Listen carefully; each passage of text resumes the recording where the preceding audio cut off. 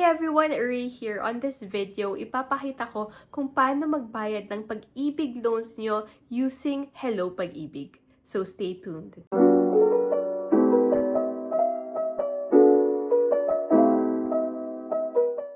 Once you open your Hello Pag-IBIG app, make sure na merong laman ito. In order to know how to cash in or load your Hello Pag-IBIG, check out this video. On the dashboard, go to Pay Bills.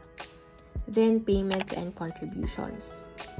Ngayon, piliin nyo yung type of loan na gusto nyong bayaran. In this case, short-term loan.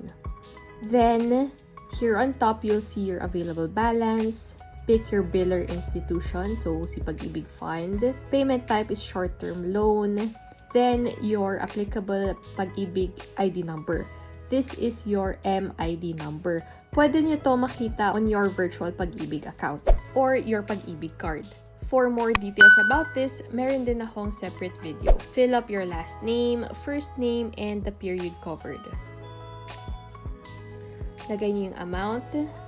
Remarks kung kinakailangan, optional lang naman. Click continue.